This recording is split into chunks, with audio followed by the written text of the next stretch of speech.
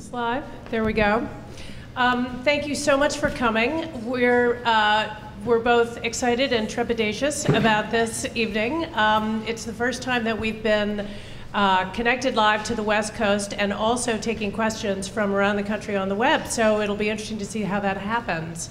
If you hear me talking fast, it's because I'm aware of the time restrictions that we have, but I'm going to try to give lots of time to our expert panel who we have here today, and I'm very grateful that they're here with us. First, I want to thank NBC Universal's Green is Universal division for co-sponsoring this with the Producers Guild. And also the sponsors who've helped contribute things that have made our evening a special evening, and also many of the vendors who are here in the room who hopefully we'll be hearing from later. If not in the Q&A, then afterwards at the reception. We hope you'll stay and chat with us afterwards about the many issues that I'm sure will be raised during the course of this panel. This panel is intended to take the discussion about green production to the next level.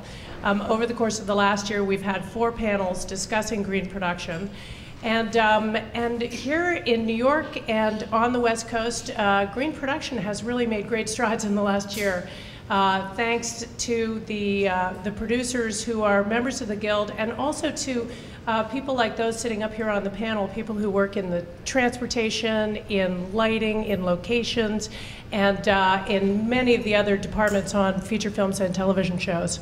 So these experts are going to be offering us some of the wisdom that they've learned in the field, and then allowing us to take that conversation a little further. We also have to thank Watchitoo for their expertise that they've brought to us tonight, and let's hope they don't get us totally tangled up in our underwear, which is highly possible. So let's get started. I'm going to ask our panelists to briefly introduce themselves. Please tell us just quite in short form who you are, what you do in the industry, and the last 2 or 3 films or TV shows you worked on in very, very short form. Let's start with you, Tom. My name is Tom Levy. I'm a Teamster captain. I've been in the film and movie business, television business, since 1966. I started working part-time. After college, I graduated from college in '70, and then I came full-time into the film and television business. I've worked on TV shows, movies, Going in Style, Superman. I was a captain on Independence Day. I was 30 Rock. I'm working presently on Son of No One. And I want to thank Lydia for roping me into this from You Don't Know Jack, and she was very green-minded. And she is probably the reason I'm here tonight. Thank you. Thanks, Tom. Mary Jo? Hi, I'm Mary Jo Winkler, and I'm a feature film line producer. The last couple of films I worked on were Away We Go and just recently Fair Game. Thank you. Bob? I'm Bob Soretta. I'm a gaffer from Local 52, and I've been in this since 1975. Started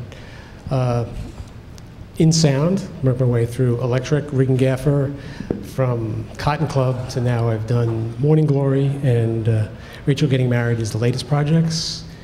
And I'm glad to see, after all these years, we've come finally thinking green. Okay, Steve. Hi, I'm Steve Werdemer. I've been a DGA member since 1980. I came up as an AD, and for the last 14 years I've been an AD and then a production manager, now a producer on the TV show Law & Order. Great. And Damien? I'm Damien Resnick. I'm a location manager and a member of the Directors Guild. And last year I worked on the movie Morning Glory with Bobby. And right now I'm working on an HBO pilot called The Miraculous Year. Awesome. All right, Damien, let's start with you.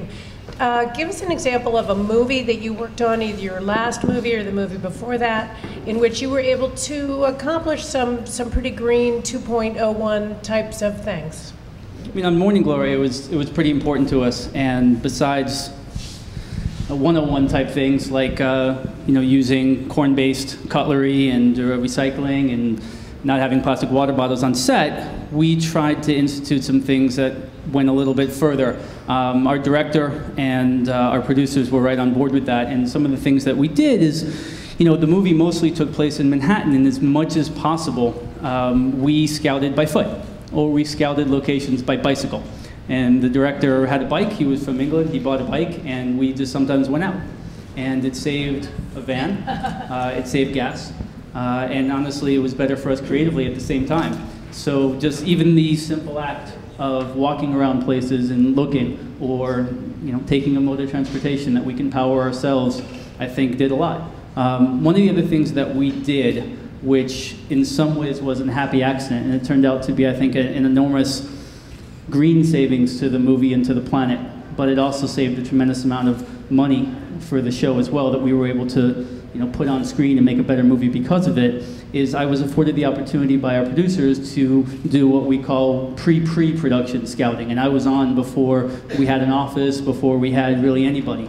And I was able to do that, and with the 3 or 4 extra weeks of just me scouting with the production designer, we were able to find locations for the movie that were budgeted by the studio and assumed by our producers who inherited that budget were going to be huge set builds at studios. And just the mere fact that we saved however many raw materials of wood and every other aspect that it would take to build a set, which in our movie is a functioning television studio, as well as several other things. And the fact that we were able to find a location to serve that purpose, I think not only helped us creatively, not only saved money for the budget, but it saved just an uncalculable amount of raw materials that I think is a 2.0 step for greening a production.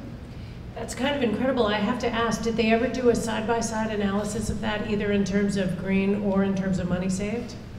I mean, money saved, yeah. I mean, I don't know the actual numbers, but I wasn't intimately close to the numbers, but I would guess, and from what I know from the production manager, it's probably in the neighborhood of $500,000 saved in doing the work on location as opposed to having to build it from scratch.